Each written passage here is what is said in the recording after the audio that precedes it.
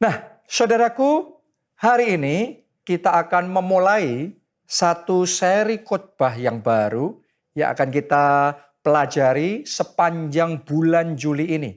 Ya, judulnya adalah Solid Spiritual Life atau kehidupan rohani yang solid. Solid itu berbobot, solid itu berkualitas. Saya ajak kita semua membangun kehidupan rohani yang berbobot, yang berkualitas. Terlebih dahulu kita akan baca di dalam Daniel. Pasal yang pertama, pasal yang kelima, ayat 1 sampai ayat yang ke-6. Ya, ini kisah tentang Raja Belsyazar. Oke, saya bacakan buat saudara. Raja Belsyazar mengadakan perjamuan yang besar untuk para pembesarnya. Jadi ada pesta waktu itu. 1.000 orang jumlahnya. Jadi cukup banyak yang hadir. Dan di hadapan 1.000 orang itu ia minum anggur. Mabuk-mabuk saudaraku. Ya, dalam kemabukan anggur. Nah ini nih, Anda perhatikan. Belsyazar menitahkan orang membawa perkakas dari emas dan perak yang telah diambil oleh Nebukadnezar ayahnya dari dalam bait suci di Yerusalem, supaya raja dan para pembesarnya, para istri dan para gundik mereka minum dari perkakas itu. Jadi mereka pakai perkakas bait Allah untuk mabuk-mabukan, untuk pesta pora. Itu yang dilakukan Raja Belsyazar. Ya, ayat 3. Kemudian dibawalah perkakas dari emas dan perak itu yang diambil dari dalam bait suci, rumah Allah di Yerusalem. Lalu raja dan para pembesarnya, para istri dan gundik mereka minum dari perkakas itu. Mereka minum anggur. Anda bayangkan ini ya, pakai perkakas bait Allah, tapi mereka minum anggur, mabuk-mabukan. Dan memuji-muji dewa-dewa dari emas dan perak, tembaga, besi, kayu, dan batu. Jadi perkakas bait Allah sekarang dipakai untuk pemujaan berhala. Bukan cuma mabuk-mabukan pesta pora, tapi pemujaan berhala ini benar-benar kacau balau.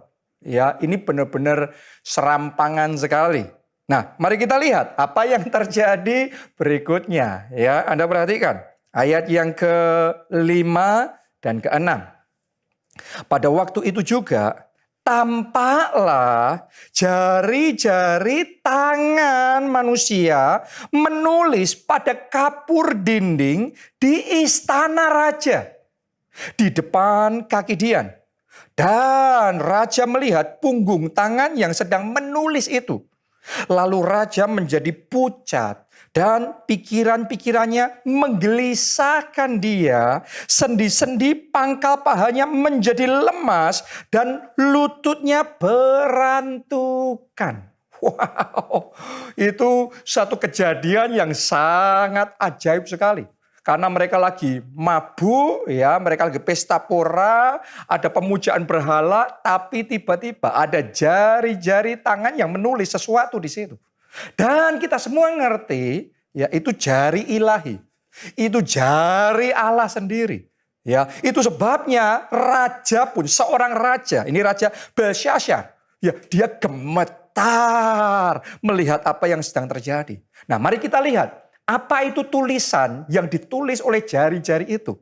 Kita baca ya ayat 25 sampai ayat 30 dari Daniel 5 tadi. Ya.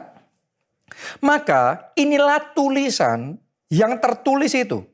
Mene tekel ufarsin. Oke. Dan inilah makna perkataan itu. Jadi ada tulisannya, terus ada maknanya. Apa maknanya? Mene, masa pemerintahan tuanku dihitung oleh Allah dan telah diakhiri. Oke. Tekel, tuanku ditimbang. Tadi dihitung ya, sekarang ditimbang. dengan neraca dan didapati terlalu ringan. Ayat 28, Peres kerajaan Tuanku dipecah dan diberikan kepada orang Media dan Persia. Oke, jadi setelah dihitung, ditimbang, terus kemudian dipecah, dibagi. Oke ya, ayat 29. Lalu atas titah Belsyazar dikenakan kepada Daniel pakaian dari kain ungu dan pada lehernya dikalungkan rantai emas dan dimaklumkan tentang dia bahwa di dalam kerajaan ia akan mempunyai kekuasaan sebagai orang ketiga. Pada malam itu juga, lihat saudaraku, ya. Pada malam itu juga terbunuhlah Belsyazar, langsung penghakiman tiba. Terbunuhlah Belsyazar, raja yang begitu kurang ajar ini tadi. Tidak menghormati bait Allah, perkakas bait Allah dipakai mabuk-mabukan, dipakai penyembahan berhala. Pada malam itu terbunuhlah Belsyazar, raja orang Kasdim itu. Ya, jadi ternyata saudaraku, malam itu tanpa diduga oleh Raja Belsyazar, masa pertanggungan jawab dalam hidupnya sudah tiba. Malam itu dia harus mempertanggungjawabkan hidupnya. Dan hidupnya ternyata dihitung. Tadi ya, mene-mene taka uvarsin, dihitung, ditimbang. Terus kemudian harus ada konsekuensinya. Sayangnya konsekuensinya ya ternyata ditemukan ya waktu dihitung ya sudah diakhiri, waktu ditimbang ditemukan terlalu ringan. Akibatnya konsekuensinya fatal. Ya, malam itu juga Raja Belsyazar terbunuh, kerajaannya dibagi, dipecah. Oh, mengerikan sekali. Saya mau ngomong begini sama saudara. Di dalam kehidupan kita, cara kita menjalani hidup kita, cara kita membangun kehidupan kita. Apakah itu kehidupan rohani? Apakah itu keluarga kita, pernikahan kita? Apakah itu cara bekerja kita, cara kita melayani, ya? Dan semua aspek hidup kita, saudara harus ingat baik-baik. Semuanya dihitung. Anda mungkin nggak ngelihat yang menghitung saudara, tapi Tuhan di surga melihat. Ya, bukan cuma dihitung, ditimbang. Yang Anda lakukan, yang Anda pikirkan, yang Anda katakan, yang kita kerjakan, dihitung. Ditimbang. Setelah itu masa pertanggungjawaban akan tiba. Mari kita lihat di Ibrani 4 ayat yang ke-13. Ditulis begini. Dan tidak ada suatu makhluk pun yang tersembunyi di hadapannya. Jadi nggak peduli status saudara apa, Anda punya tinggi jabatan atau nggak punya jabatan sama sekali, Anda orang miskin, Anda orang kaya, raja sekalipun harus ya mempertanggungjawabkan hidupnya sama Tuhan. Oke, sebab segala sesuatu telanjang dan terbuka di depan mata Dia yang kepadanya, kepada siapa? Kepada Tuhan di surga, kepada Yesus Kristus, kepada Allah yang kita sembah. Ya, kita harus memberikan pertanggungan jawab. Saudaraku, Anda harus ngerti. Keputusan-keputusan yang kita ambil. Status medsos yang kita tulis di situ. Ya, jawaban kita, reply WhatsApp kita. Ya, langkah-langkah yang kita ambil, cara kita hidup. Saya mau ngomong sama saudara, kepada Dia, Tuhan di surga. Kita harus mempertanggungjawabkan hidup kita. Ingat baik-baik. Semua yang Anda lakukan dihitung, ada catatannya. Ditimbang, ya. Jadi ada yang namanya ditimbang, dan waktu ditimbang saya berdoa jangan sampai engkau didapati terlalu ringan. Seperti Raja Belsyazar tadi, tidak berbobot, tidak solid, tidak berkualitas, terlalu ringan, nggak ada apa-apanya. Ya, dia pikir it's okay, it's okay. Banyak orang merasa ini kan hidupku sendiri. Ya terserah aku mau hidup gimana, aku mau kerja cara gimana, aku mau mengatur keuangan gimana, spend money-nya gimana, pengeluaranku gimana. Kan uang-uangku sendiri, keputusanku sendiri. Oh, saudaraku yang punya hidup kita, Tuhan di surga. Setiap langkah kita, setiap keputusan kita, cara kita hidup dihitung. Ditimbang. Dan jangan sampai engkau ditemukan terlalu ringan. Jangan sampai doa saudara ditimbang sama Tuhan dianggap terlalu ringan. Jangan sampai puasa saudara dianggap terlalu ringan. Jangan sampai ibadah kita, pelayanan kita ditimbang sama Tuhan, ditemukan terlalu ringan. Jangan sampai kita jadi suami, ya, kita jadi istri, kita jadi orang tua, jadi anak dalam membangun keluarga kita ditimbang dan ditemukan terlalu ringan. Jangan sampai ketika Tuhan menimbang cara kita menggunakan waktu. Dari pagi kita bangun sampai malam kita istirahat. Itu semua dihitung loh, ditimbang loh. Jangan sampai terlalu ringan. Karena kalau kita nggak hati-hati, kita bisa hidupnya semau kita, seenak kita sendiri. Seperti Raja Belsyazar. Kan terserah, saya bisa kok, kenapa tidak? Ya, ada banyak orang saudaraku yang perkataannya kalau ditimbang tidak berbobot, terlalu ringan. Ya bisanya cuma mengeluh. Ngomong negatif, ya menggosip, suka menjelekkan orang lain. Itu perkataan yang kalau ditimbang, ditemukan terlalu ringan, tidak berbobot. Oke, berapa banyak orang yang pikirannya tidak berbobot. Pikirannya suka negatif, ya, suka memikirkan hal-hal yang jahat. Oke, dan kotor, pikiran yang sia-sia. Jadi tidak berbobot. Berapa banyak orang yang memakai waktunya nggak berbobot. Tidur-tiduran, malas-malasan, ya foya-foya, melakukan hal yang sia-sia, cuma nonton film dari pagi bangun sampai malam membuang waktu sia-sia. Tidak berbobot. Kalau saudara adalah seorang karyawan, saudara seorang profesional, jangan sampai hasil kerjamu itu nggak berbobot. Kayaknya nggak ada apa-apanya. Ya, saya berdoa semua jemaat keluarga Allah, para karyawan, para profesional, ya saudara punya kinerja yang berkualitas, yang solid, yang ketika ditimbang, wow ini hebat, ini luar biasa. Saya berdoa saudara semua pengusaha, jemaat keluarga Allah, ketika cara kerja saudara ditimbang, wow ini teladan yang baik, ini namanya terang dunia, ini yang disebut garam dunia. Kita diberkati, kita jadi berkat. Ingat baik-baik, hidup kita itu dihitung. Hidup kita itu ditimbang. Jangan sampai ditemukan terlalu ringan. Karena akan ada konsekuensi. Ya, setelah dihitung, terus ditimbang, tadi Raja Belsyazar mengalami konsekuensi. Pertanggungjawabannya apa? Dia akhirnya dijatuhi hukuman. Malam itu juga terbunuh. Kerajaannya pecah. Kerajaannya dibagi, saudaraku. Kalau Anda masih ingat, Tuhan Yesus juga ngomong hal yang sama. Ya, yang namanya ranting itu akan dilihat. Ranting berbuah atau tidak berbuah. Berbobot atau tidak berbobot. Berkualitas atau tidak berkualitas. Kalau rantingnya berbobot, berkualitas, berbuah, Tuhan Yesus ngomong loh ya, ini ranting akan dibersihkan. Supaya berbuah lebih banyak. Supaya lebih berkualitas. Doa saya saudara jadi suami yang lebih berkualitas. Jadi istri yang lebih berkualitas. Jadi orang tua, jadi anak yang lebih berkualitas. Jadi karyawan yang lebih berkualitas. Jadi bos, jadi atasannya lebih berkualitas. Jadi anak Tuhan, jadi orang Kristen, jadi ketua kelompok sel, jadi pelayan Tuhan yang lebih berkualitas. Itu ranting berkualitas. Dibersihkan supaya bertumbuh, supaya berbuah lebih banyak.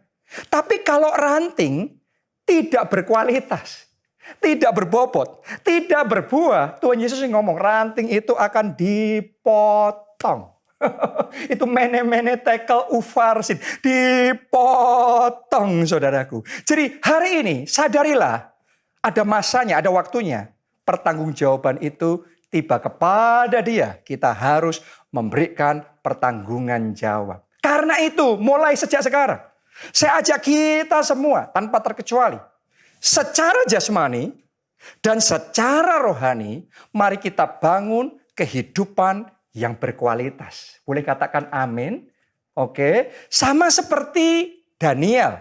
Daniel itu secara jasmaninya berkualitas. Secara rohaninya juga berkualitas. Coba Anda lihat. Pekerjaannya berkualitas. Dia nggak kerja asal-asalan. Dia di istana berkaryanya benar-benar bermanfaat buat raja. Bermanfaat buat mengembangkan kerajaan. Dia pikirannya berkualitas. Pengetahuannya, skillnya berkualitas. Hasil kerjanya berkualitas. Secara jasmani begitu. Tapi secara rohaninya dia juga berkualitas. Ya, dia di tempat pembuangan. Ya, dia orang buangan sebenarnya. Tetapi doanya berkualitas. Puasanya Daniel berkualitas. Sampai sekarang kita masih terus belajar sama dia. Benar, hikmatnya berkualitas. Komitmennya sama Tuhan berkualitas. Pengorbanannya berkualitas. Dia ditantang, dia diancam kayak gimana pun. Dia dedikasinya sama Tuhan tetap berkualitas. Dia mau diancam, dilemparkan gua singa. Dia tetap sungguh-sungguhnya ibadahnya sama Tuhan berkualitas. Doa saya, saudara punya kehidupan yang berkualitas. Baik secara jasmani maupun secara rohani juga. Oke, karena kalau kita punya kehidupan yang tidak berkualitas, ya kita akan jadi lemah. Kosong. Kalau kosong, gampang diterkam oleh iblis. Seperti Raja Belsyazar tadi. Karena ditemukan terlalu ringan, ya sudah binasa. Ya, kita baca Keluaran 8 ayat yang ke-28. Lalu kata Firaun, "Baik, aku akan membiarkan kamu pergi untuk mempersembahkan korban kepada Tuhan Allahmu di padang gurun." Jadi Firaun waktu itu ngomong, "Ya oke lah, ya sudah. Kamu mau ibadah ya sudah. Susah dilarang ya sudah, ibadah aja."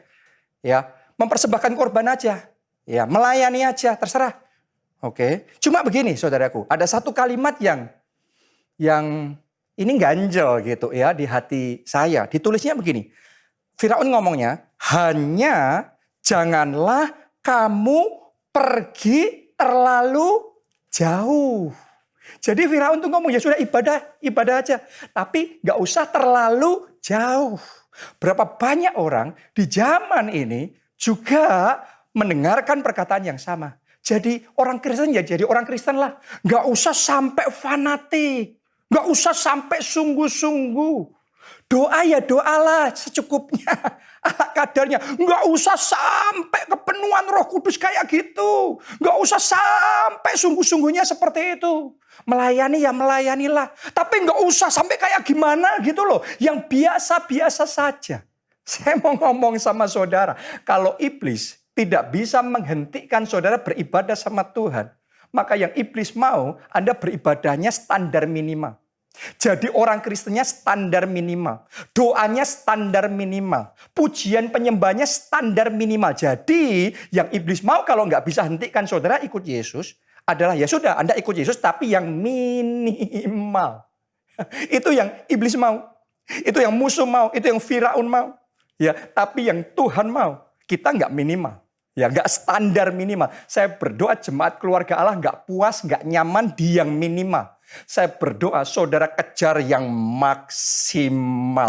Seluruh rencana Tuhan dalam hidup saudara maksimal, tergenapi sempurna dalam hidup saudara. Kalau saudara ikut Tuhannya yang maksimal. Kalau saudara berdoa, doanya yang maksimal. Kepenuhan Roh Kudus yang maksimal. Kalau saudara memuji Tuhan, menyembah Tuhan, walaupun mungkin saudara ibadah online di rumah, tapi saya berdoa pujian penyembahnya nggak minimal. Ya saya berdoa saudara memujinya maksimal. Saudara menyembah Tuhannya maksimal. Saudara waktu doa nggak cuma nonton, waktu dengar khotbah nggak cuma ngelihat. Saudara terimanya firman yang maksimal. Doa profetiknya yang maksimal. Ngomong aminnya yang maksimal. Dedikasi saudara, komitmen saudara sama Tuhan yang maksimal. Amin saudaraku. Ini yang Tuhan mau. Ya, kalau saudara membangun hidup yang berkualitas seperti itu. Ya urapan Tuhan ada dalam hidup saudara. Tuhan akan bawa saudara from glory to glory. Jadi pemenang.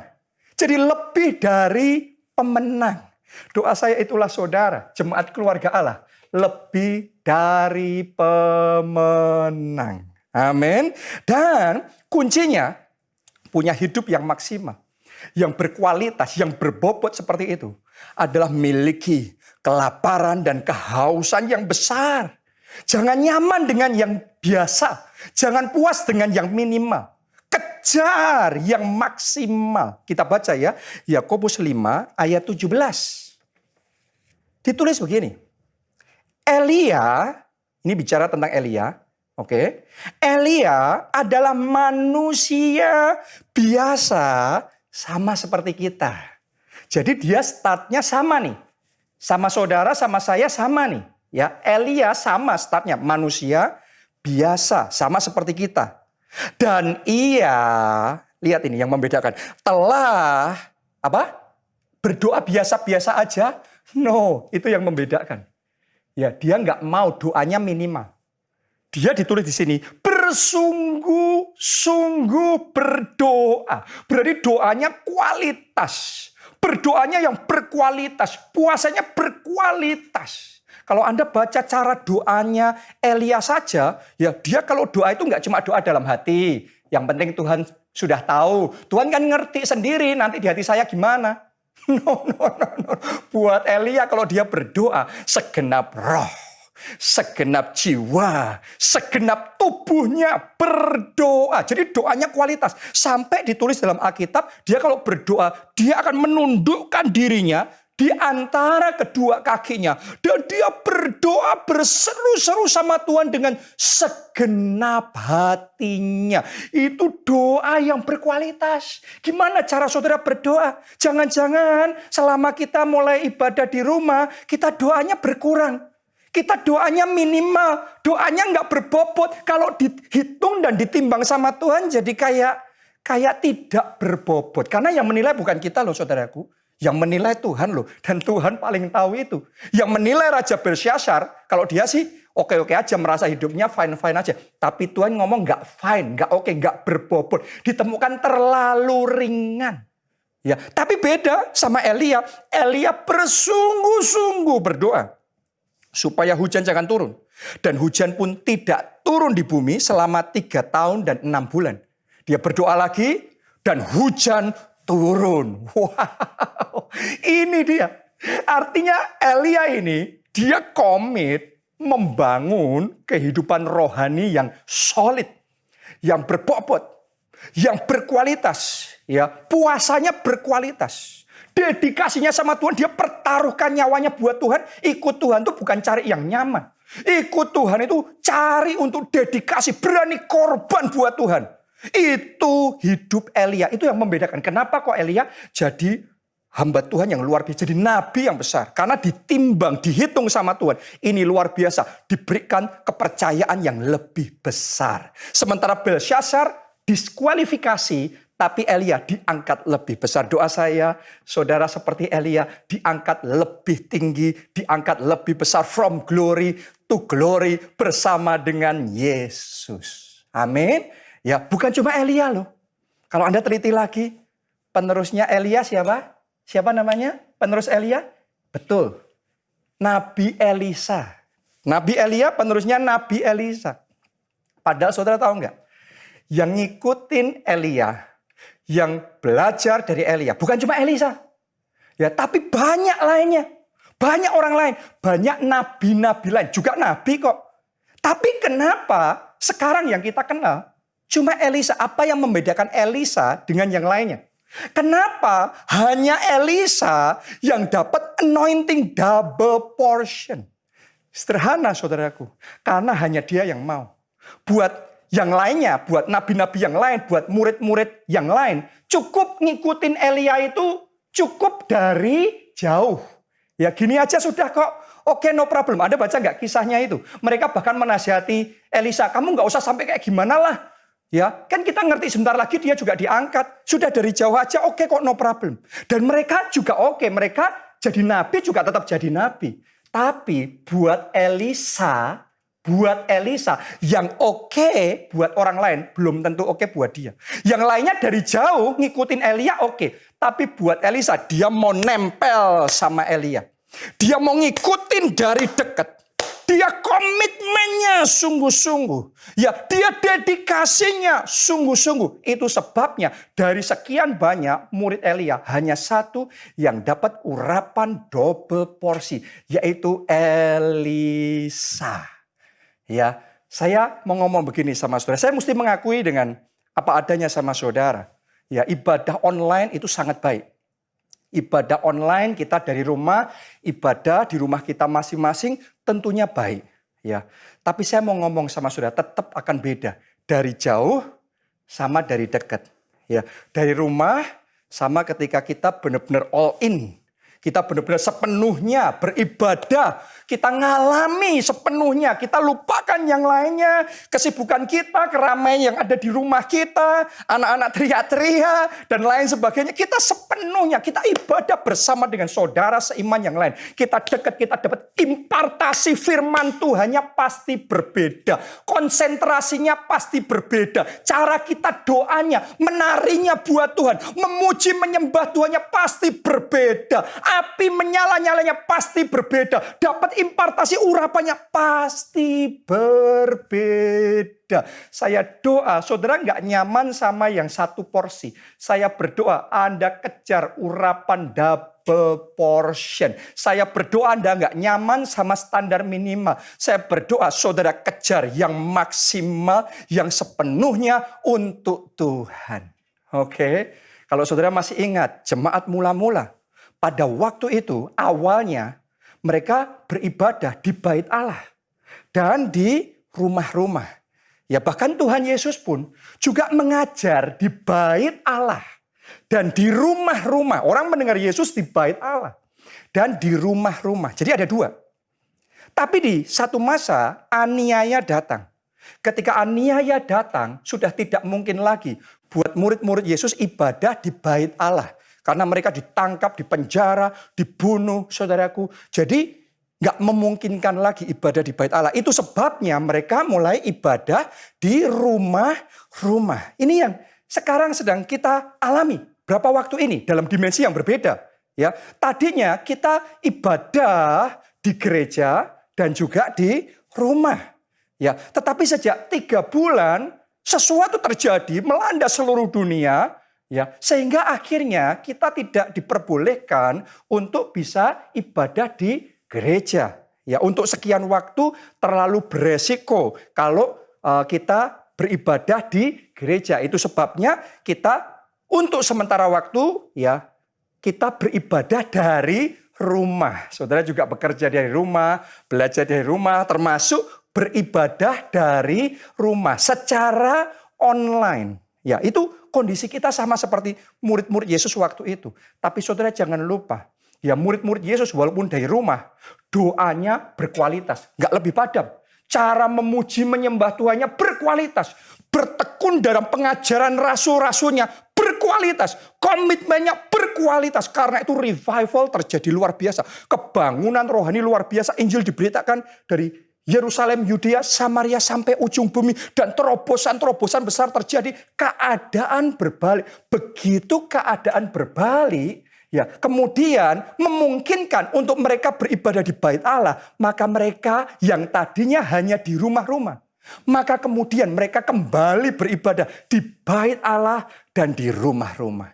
Jadi saya ingin ajak saudara, ya di waktu-waktu ke depan ini ketika sudah memungkinkan untuk kita kembali beribadah di gereja. Saya ajak saudara, ayo kita dengan penuh sukacita. Kita ngomong aku bersukacita ketika dikatakan orang, mari kita pergi ke rumah Tuhan. Itu Daud yang ngomong saudaraku. Dia happy, dia berdoa di rumah, tapi dia bersukacita. Ibadah di bait Allah, berdoa di bait Allah. Dia bisa memuji Tuhan tiap hari, menyembah Tuhan di rumah. Tetapi dia nggak ngomong cukup di rumah aja. Dia ngomongnya, aku rindu ada di bait Allah. Di pelataran bait Allah itu lebih baik dari tempat yang lain. Saya ajak saudara nggak nyaman sama yang standar minimal hari ini. Ambil komitmen, kejar yang maksimal. Doa saya, anointing double portion.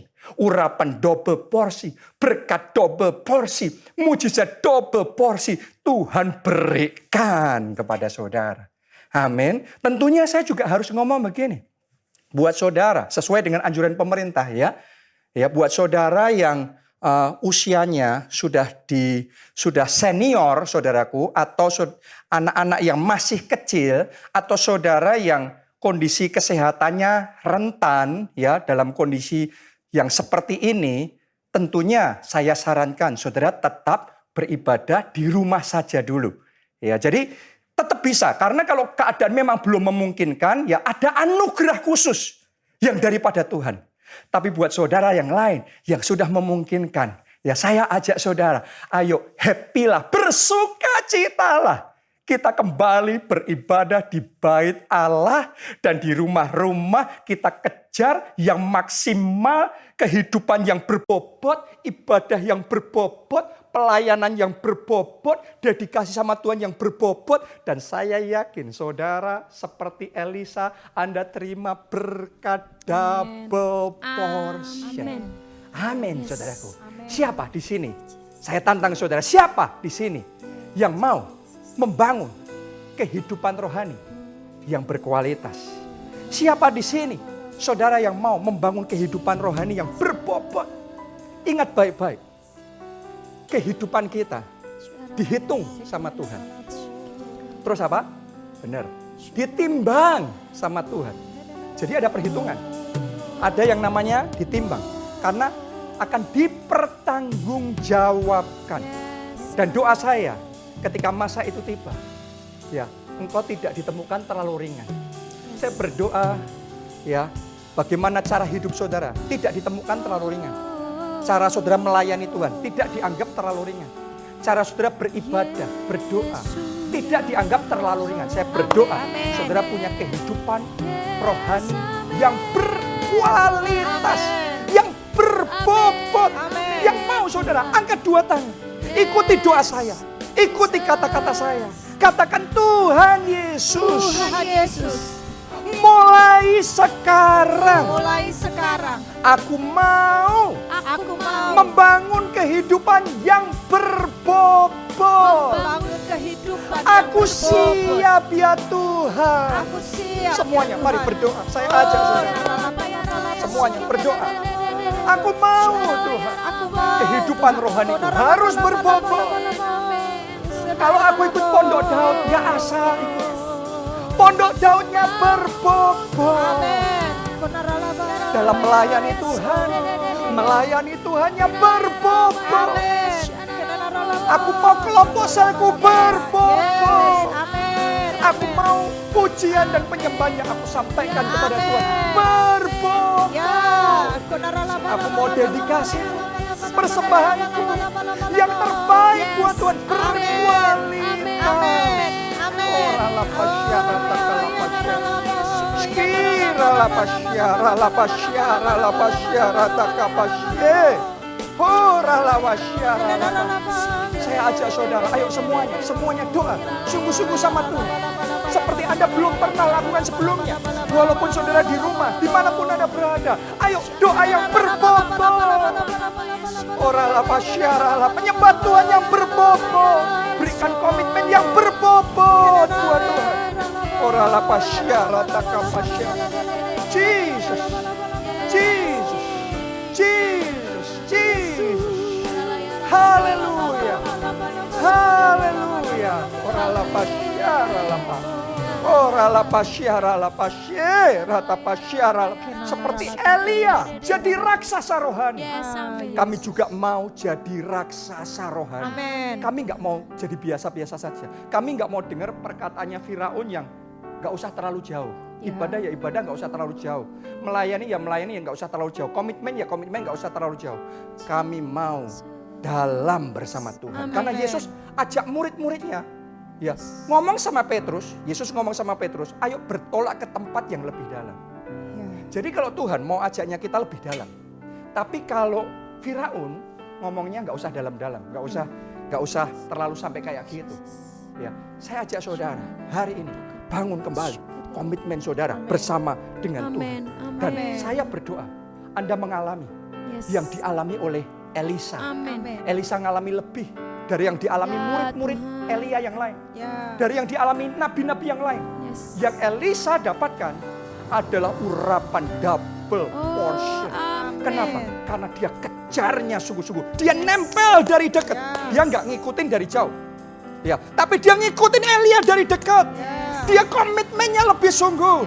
Yang lainnya oke dengan standar minimal. Dia maunya yang maksimal. Karena itu dia dapat double portion. Saya mau berdoa supaya anointing double portion juga datang dalam hidup saudara. Anda yang mau itu, angkat dua tangan saudara. Ikuti doa saya. Katakan, Tuhan Yesus. Tuhan Yesus, Aku mau aku mau urapan double porsi. Mari saudara, angkat suara saudara, berdoa. Berdoa. Gak cukup satu porsi saja. Gak cukup yang biasa-biasa. Gak cukup yang minimal. Aku mau double porsi. Aku mau yang maksimal. Aku bahkan mau urapan 7 kali ganda. Oralah pasyaralah. Bahkan urapan tanpa batas. Tanpa batas. Curahkan dalam hidup. Penuhi aku Tuhan. Curahkan urapan-Mu. Berkat tanpa batas. Ya. Mujizat tanpa batas. Yes. Bawa aku Tuhan. Sampai seluruh rencana-Mu tergenapi dengan sempurna di dalam hidupku. Oralah pasyara, pakasyara, pasyara. Jesus. Thank you, Jesus. Oralah pasyara, oralah pasyara. Jesus, kami terima itu dengan iman. Berkat tanpa batas. Amin. Mujizat tanpa batas. Amin. Urapan tanpa batas. Amin. Terima kasih Tuhan. Kami mengucap syukur. Amin. Dan kami bersuka cita. Dalam nama Tuhan Yesus. Kami berdoa.